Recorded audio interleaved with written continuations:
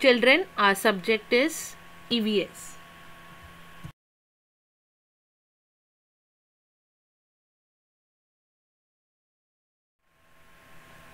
Now we shall learn about water. That is part 2. In the previous part we learned about water cycle and we learned about sources of water. Now let's see some more thing about water.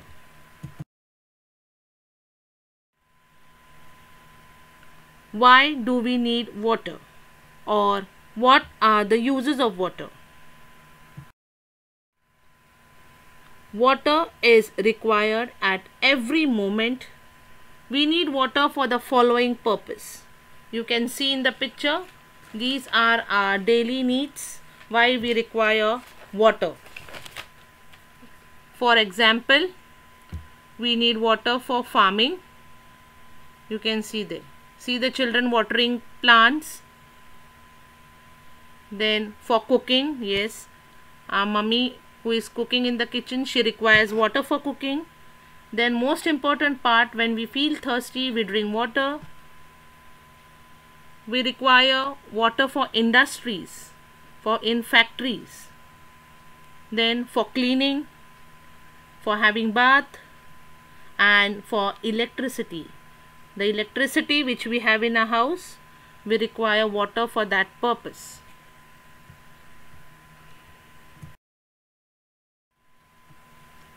It means that we require water for our daily routine. Now we live in city, so we get water through big pipes. Now these big pipes bring water from where? From the lakes. They are led to the water tanks. Now this from the water which is brought from the lakes through these pipes is taken to the big water tanks and it is stored there. Then the water what is stored in the tank is connected through taps in our houses.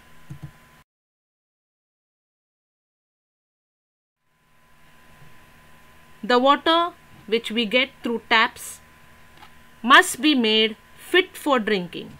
Now what do you mean fit for drinking? Means the water which comes through the pipelines, it comes from so many places. Now the pipes are laid all over Mumbai. Then it is stored in the water tank. They don't make the water therefore safe for drinking.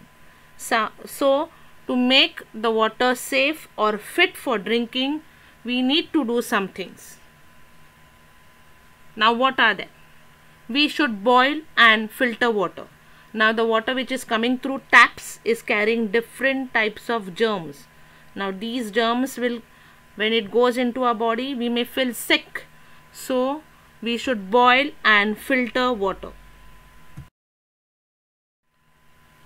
Now nowadays we get modern filters. Now these are modern filters and this is the process how the water is filtered in the modern filters. So nowadays we have these modern filters where we can filter our water and drink. But the safest way is to boil water. Boiling water makes the water germ free.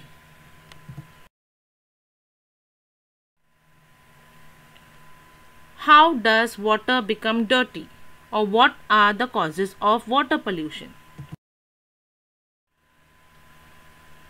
Children, if you visit the villages, in the village people wash clothes, utensils, that is vessels, the cattle in lakes and rivers and ponds, and that is making that water dirty. Similarly, how does the well water become dirty? If there are plants, if there are trees, big trees, the leaves which dry off, they fall into the well and make the river water dirty. So that's why we must avoid that planting of trees near the well.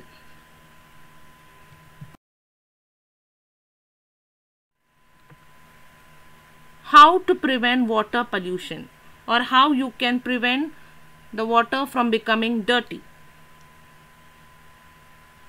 Now I told you that wells, if you want to keep the well water proper or well water without any dirt or anything, we should not plant trees.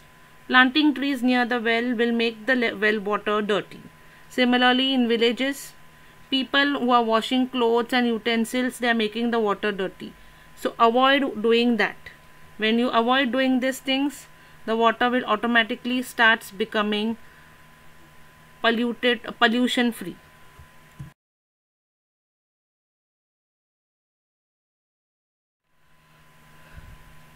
Certain things you need to remember, children, of this two parts what you learned about water.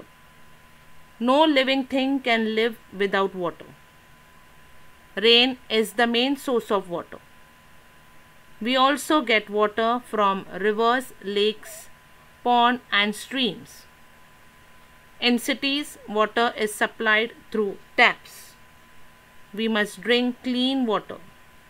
Boiled and filtered water is germ-free. Water is precious, hence we must not waste it.